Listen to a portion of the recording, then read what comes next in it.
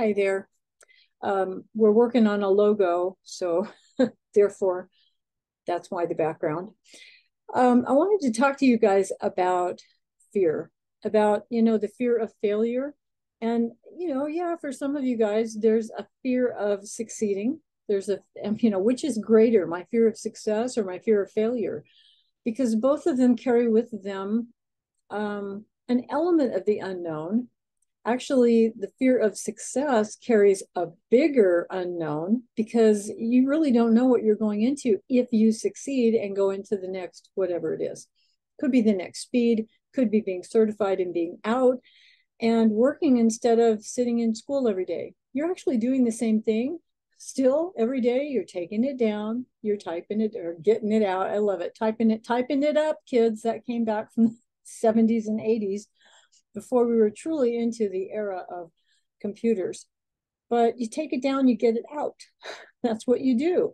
But when you're out of school, you get paid for it, for doing the exact same thing that you're doing right now. Some of the takes are going to feel good. Some of the takes are going to feel awful. That's school. That's also work. But you get paid for it. And in those moments when they're going too fast, when they're talking over each other, when it's the record is out of your control, it is your obligation to interject because you are the voice of the record to ask them to be civil. And sometimes humor will work. You'll learn your audience real fast when you say something like, "Hey, are we here to make a record or break a record?" If there's no laughter, you've got a serious room and it's going to take more fortitude on your part to be the advocate for the record. The record has no voice other than you, other than yours. So something that I've been doing a lot of different sessions with different students. Some are strategy calls where we're just chatting. Sometimes it's a one-way conversation with me. And I'm wanting to assess where you are, what's holding you back, what is easy, what's not, what do you believe? There are all kinds of things when I'm jabbering on for an hour and it looks like I'm not taking a breath. Every once in a while, I'm asking you something, you answer quickly, and I go right on to the next thing. Or I'll have a story that leads into a story that leads into a story. Stories are powerful. There's a part of you that the story reaches that you don't have to understand it. There can be a logical way of looking at the story with your conscious mind. But where I'm going is digging deeper to lay a foundation of new belief for what's possible. And sometimes I'm giving you stories and examples of things that are possible because there's a part of your brain that just, if I told you, imagine the most beautiful, brilliant future and see how much money you're making in 5 years, most people will just go blank. Like, I don't know what that looks like. I can't imagine what that, I don't know. I don't know. You tell me, Carrie. But I can't because it's your belief and it's what you think is possible for you. There are new reporters out there who told themselves right out of the chute, I wonder if I could make 100,000 in my first year of reporting. And they did. They were driven. They had no distractions. They had accessible workload in an instant if they perhaps lived close to a courthouse and had ins with several agencies so that they were always available at last minute. And in addition to their regular workload, you can, even in your first year out, not being great at what you're doing. And I'm talking about the transcription part of it. You can still make six figures. Now, for most people, if I ask them, how much do you think you're going to make? A lot of them will double whatever they think they've ever made in any given year because their brain says, I think I could do that. I don't know how, but I think I could. Now, a person who's able to say, I bet you I could do 3 times more than I've ever seen myself do, they're going to reach that level bigger, better, faster. But what I want to talk to you guys about is the fear of failing or the failing itself, going back to the fact that school really sets you up to believe that you're really good at failing. In fact, you're way better at failing than you are at passing tests, because look at which one you do most of, most often. And I wish they would tell students that in school when they're first starting, that there are a seemingly infinite number of tests that you will not pass. There are a finite number of tests that you will pass, and then you'll be out. And if we can hang on to the finite thing, the number that is clear and distinct and tangible, we're going to be able to get out faster because we're keeping our eye on that prize instead of being distracted by those moments when we fall short. But falling short is not a bad thing either, because, you know, I tell this story a lot about when I took the CSR for the first time and I missed it by California CSR, I missed it by 5. You're allowed 50, I got 55. And I was sure it had to do with that big giant drop in the middle, you know, my 2 minutes in, and I was feeling pretty good about it. And then all hell broke loose with, there's a brief for that. You've never written the word squirrel, and all the stuff that came with it, and trying to get that cacophony of criticism to stop so I could go back to focusing on the next word, the next word, the next word, and staying on top of it. I thought that was the reason I had failed. And I thought, well, there must have been more than 5 in that giant drop. You know what? I don't know. Because what I found out, and this is the beauty and the power of being able to review your test, I looked at that test and I realized, yeah, I dropped, and I dropped a bunch, and I lost my shit right there in the middle of that test. But as I was going along and trying to identify what kind of errors I was having, because I hadn't been doing this precisely enough in my practice. That's an element of magic. Do this precisely enough in your practice and you won't have to do it after failing another test. I'm looking at my test and I'm counting up all the errors. You know, how many times did I get a punctuation error? How many times did I miss a word at the beginning of the sentence? How many times did I mishear something, or write an is for a does or a has for a was, or one of those things? Did I drop big words? Did I mess up little words? Did I change the tense of the word? What the hell am I doing that I can work on to get a pass next time? And what I found was, that blew my mind. I had 7 errors in that test. I only missed it by 5. I had 7 errors that were confusing this and that. There are a lot of conflicts you can have in the world, but this and that is not one of them. This, that, and the other thing. You got to get those distinctly.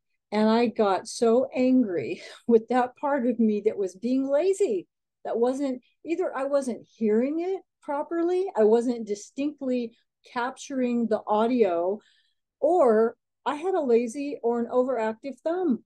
And to this day, I'm not really sure what it is, but I know I've got to be really on top of this, that, and the other thing.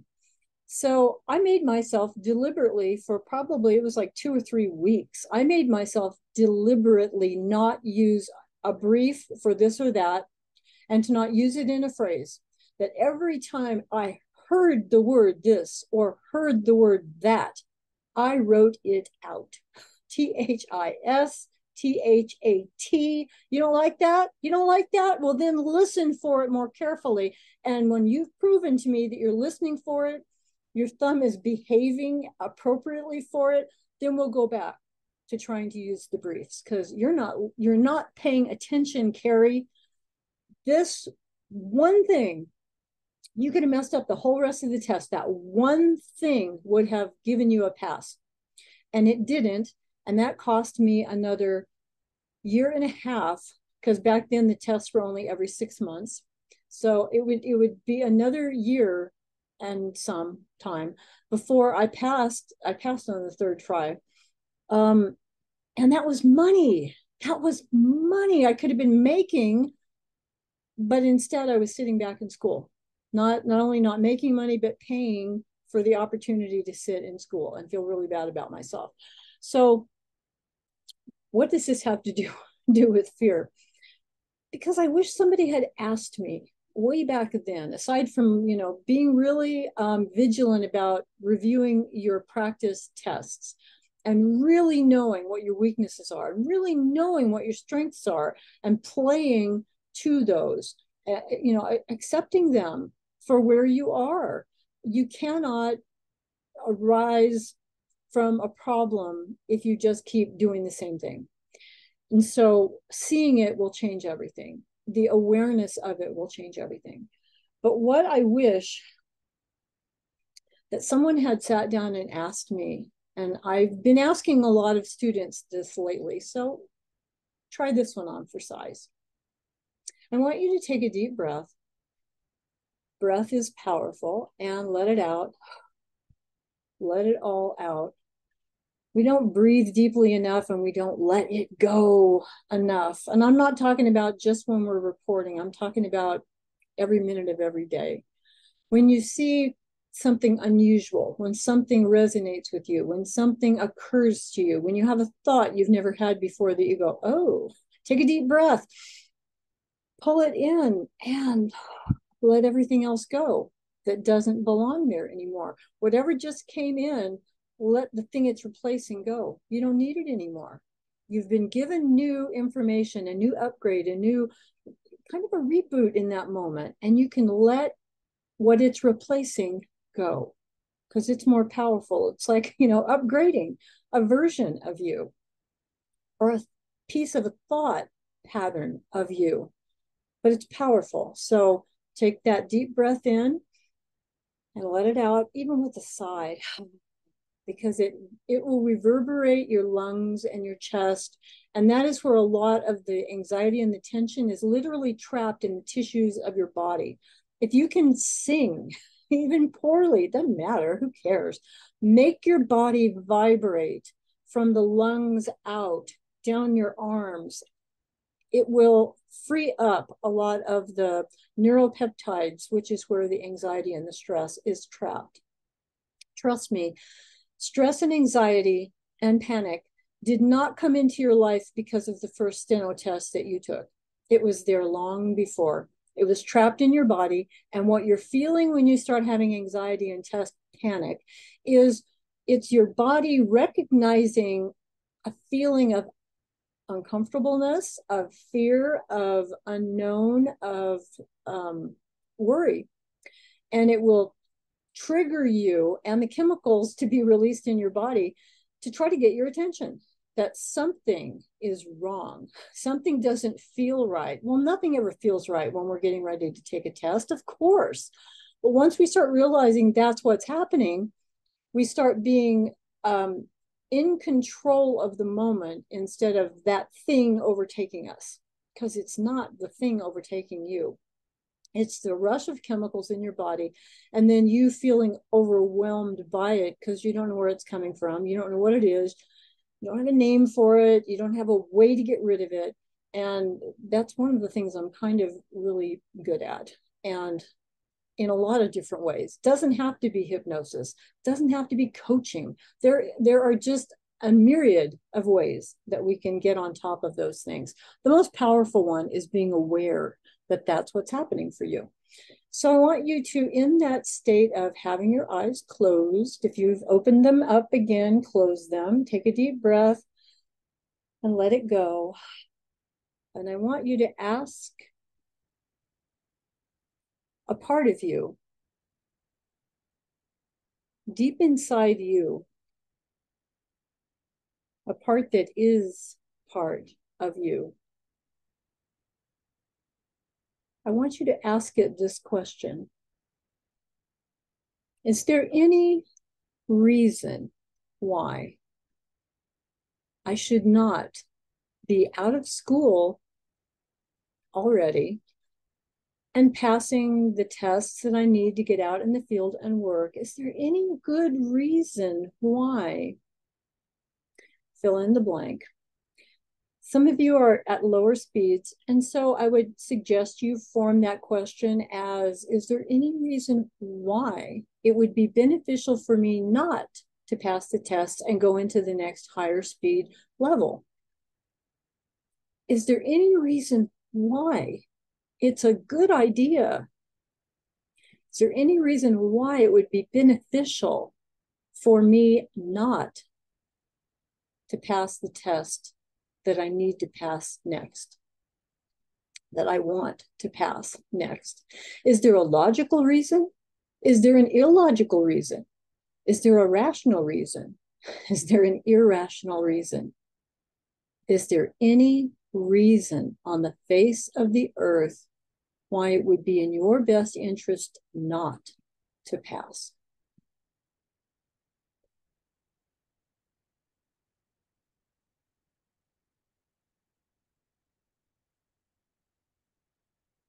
Let yourself swirl around in that for a moment.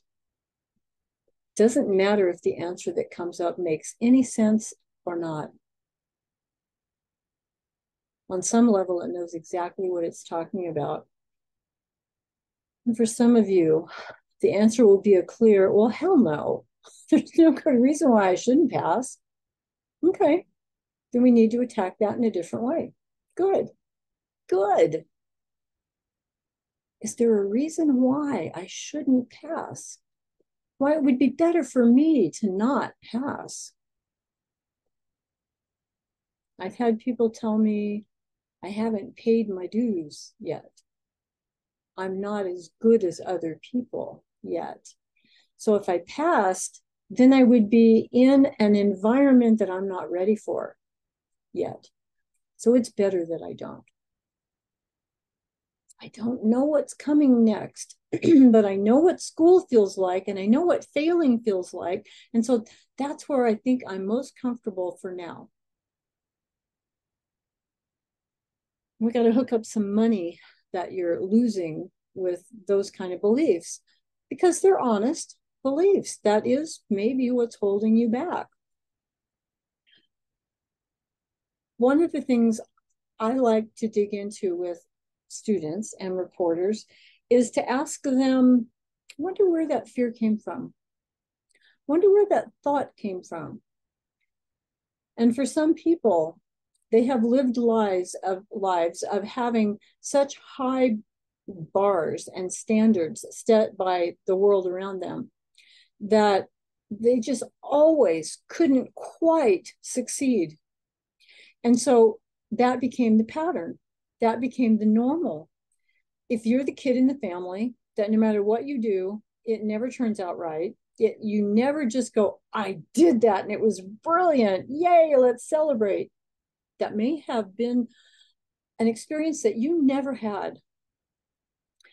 And so even in those moments when you did not fail, you're not going to let yourself celebrate it. I don't want to jinx it. And it probably wasn't even me. It was a fluke. It was an accident. It was like the universe conspired to have me pass a test that I didn't even deserve to pass. I haven't worked hard enough for it yet. That's for other people. Getting out and making money, yeah, that's for other people. It's just not available to me. Because those failures, every time you fail, before court reporting school, every time you fail, some of you, that was proof of the thing that you believed. Failing proved to you that you weren't as worthy as other people, that you weren't as good as other people, that you haven't worked hard enough and you're just not ready like other people. Except those are all lies. Those are lies made up by the part of you that's trying to protect you from what? From the thing it doesn't know yet. If you can see it for what it is, you can rise above it and get it on your side to help you get a pass instead of it fighting you every inch of the way, because it will. It doesn't mean to harm you. Actually, it really kind of doesn't care. It wants things the way they are, and it wants things tomorrow the way they are today. And today, it's giving you exactly what you had yesterday. It's a hard pattern to break out of. It takes tenacious focus and willpower and determination to do the things you need to do to get the results you want. So I'm going to share this. You know who you are out there. A very powerful sentence that came up in a session I did recently. You don't have to fail any longer to prove what was never true to begin with. I love you guys. Give me some feedback, and I'll meet you on the other side.